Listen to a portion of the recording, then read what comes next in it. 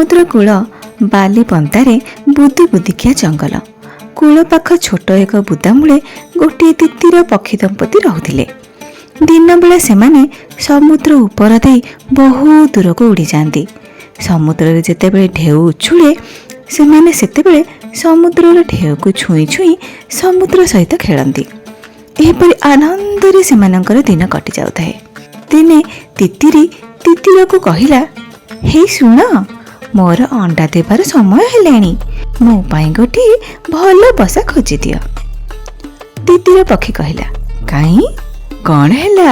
ଆମର ଏହି ବସାଟା କ'ଣ ଖରାପ? ଅନ୍ୟ ବସା କ'ଣ ଦରକାର? ସ୍ତ୍ରୀ ପକ୍ଷୀଟି କହିଲା, ତୁମେ ଦେଖୁଛ ତ ଆଜିକାଲି ସମୁଦ୍ର କିପରି ଉଛୁଳୁଛି। ସମୁଦ୍ର ଢେଉ କୂଳ ଲଙ୍ଘି କେତେ ବାଟ ଯାଏ ମାଡ଼ି ଯାଉଛି।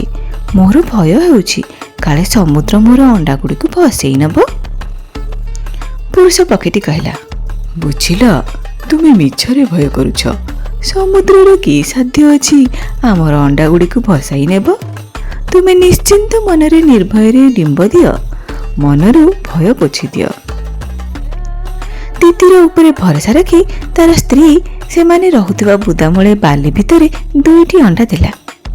ଏଣେ ପୁରୁଷ ତିତିର ପକ୍ଷୀର ଆସ୍ପର୍ଦ୍ଧାପୂର୍ଣ୍ଣ କଥା ଶୁଣି ସମୁଦ୍ରର ବଡ଼ ରାଗ ହେଲା। ସମୁଦ୍ର ମନେ ମନେ ଭାବିଲା, କ'ଣ ହେଲା? ସାମାନ୍ୟ କ୍ଷୁଦ୍ର ପକ୍ଷୀଟିଏ, ତାର ପୁଣି ଏତେ ବହବ। ଆଚ୍ଛା, ଦେଖିବା ସେ କ'ଣ କରିପାରିବ। ସମୁଦ୍ର ଭୀଷଣ ଗର୍ଜନ କରିବାକୁ ଲାଗିଲା। ବଡ଼ ବଡ଼ ଢେଉଗୁଡ଼ିକ ଆସି କୂଳରେ ଧକ୍କା ଦେଲେ। ଶେଷରେ ପାହାଡ଼ ପରି 2ଟି ବଡ଼ ଢେଉ ଆସି ସ୍ତ୍ରୀ ତିତିରର ଅଣ୍ଡା 2ଟିକୁ ଭସେଇ ନେଲା। ତିତିରିଟି ଦିନ ସାରା କାନ୍ଦି କାନ୍ଦି ସମୁଦ୍ର ଉପରେ ଉଡ଼ି ଉଡ଼ି ନେହୁରା ହୋଇ କହିଲା, ଫେରାଇ ଦେ ମୋ ଅଣ୍ଡା 2ଟି, ଫେରାଇ ଦେ। ସନ୍ଧ୍ୟାକୁ ତିତିରି ଫେରି ଆସି କହିଲା, ମୁଁ ଆଗରୁ କହୁଥିଲି, ତୁମେ ଶୁଣିଲ ନାହିଁ।